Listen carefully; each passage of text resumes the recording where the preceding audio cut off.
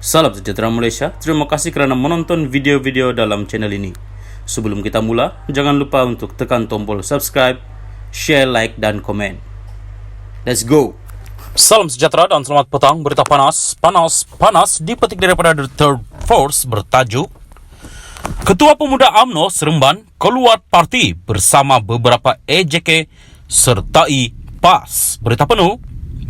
Ketua Pemuda UMNO bahagian Seremban Zul Amali Hussein beberapa ahli jawatan kuasanya mengesahkan akan menyertai PAS setelah kecewa dengan apa yang berlaku terhadap parti itu selepas pilihan raya umum ke-15 lalu. Memetik laporan FMT, beliau berkata, borang keahlian penyertaannya akan diserahkan kepada Pesuruhjaya PAS Negeri Sembilan, Rafi'i Mustafa pada Sabtu. Kita juga akan membuka kaunter untuk siapa yang mahu jadi ahli PAS pada Sabtu nanti, katanya. Ditanya adakah ia membabitkan keseluruhan jawatan kuasa pemuda bahagian itu, Zul berkata, keseluruhan ahli yang keluar UMNO akan diumumkan pada sidang media di kediamannya di Seremban selepas sesi penyerahan borang keahlian berkenaan.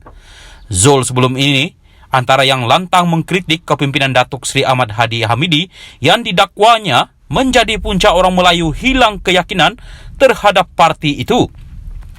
Sumber turut memaklumkan FMT, Zul telah dikeluarkan daripada kumpulan sembang WhatsApp Ketua Pemuda Malaysia. Kami dah singkir dia, Zul, dari kumpulan WhatsApp. Dia keluar UMNO sebab tak sokong Presiden menurut sumber rapat dengan perkara itu.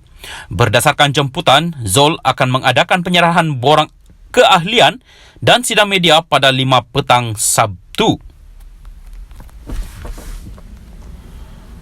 Salam sejahtera dan selamat malam kepada semua pendengar.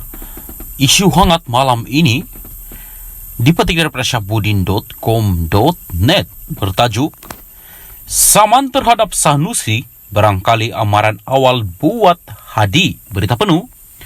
Daripada 4 pemimpin blok pembangkang yang disaman setakat ini oleh Perdana Menteri Anwar Ibrahim kerana didakwa mengeluarkan kenyataan fitnah terhadapnya, 3 daripadanya adalah pemimpin PAS.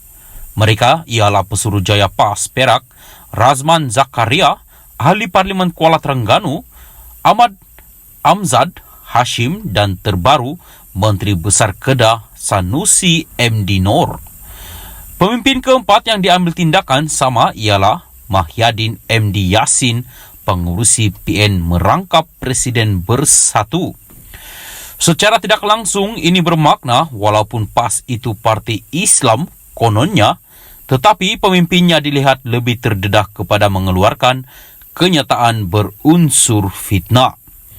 Jika tiada unsur fitnah, tentulah tidak mungkin Anwar ada asas untuk mengemukakan saman terhadap mereka itu.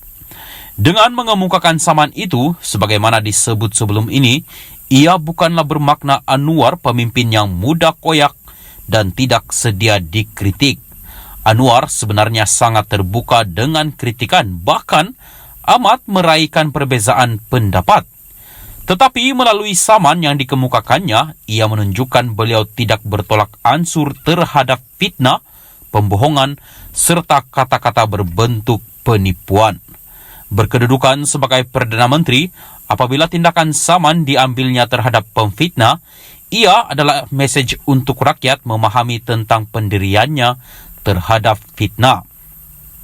Tidak sukar sebenarnya untuk memahami bahawa bagi Anwar, fitnah mesti dilawan dengan tindakan undang-undang agar ia dapat memberi pengajaran kepada mereka yang terbabit serta orang lain juga.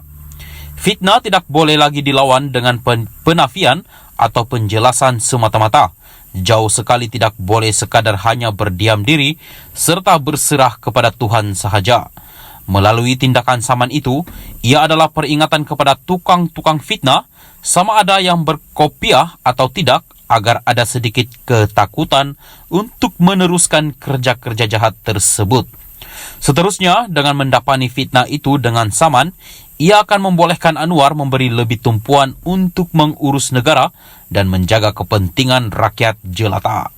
Beliau tidak perlu lagi menafi atau membuat penjelasan terhadap fitnah kepadanya. Segala-galanya mesti mereka hujahkan di depan hakim di mahkamah nanti. Kalau asyik mahu menafi, menjawab atau memberi penjelasan setiap kali fitnah ditimbulkan, ia tidak mungkin berakhir sampai bila-bila dan akhirnya hanya membuang masa jika kemudian banyak lagi fitnah-fitnah lain dikeluarkan. Pendek kata, saman fitnah Anwar bukan saja sebagai pengajaran kepada pemfitnah dan mereka yang suka membuat fitnah, malah juga untuk membolehkan beliau lebih serius dalam tanggung jawab terhadap rakyat. Selepas ini, jika ada sesiapa lagi memfitnahnya, mereka juga pasti disamannya. Sekaligus, saman terhadap Sanusi barangkali merupakan amaran awal secara tidak langsung kepada pemimpin utama PAS, Hadi Awang, yang dilihat masih berterusan mempertikaikan kewujudan kerajaan, perpaduan dan tidak puas hati dengan terangkatnya Anwar sebagai Perdana Menteri. Hadi boleh terus berhujah dan mempertikaikannya selagi ia berbentuk kritikan, tetapi hati-hati jangan sampai terseret unsur fitnah di dalamnya, baik dalam ceramah atau tulisannya yang kerap di media sosial. Kalau celupar dan memfitnah juga, percayalah, Waimah Hadi sekalipun tidak akan terlepas daripada turut dilayangkan surat cinta saman. Cubalah kalau tak percaya. Sabudin Hussein, 14 hari bulan 12 2022.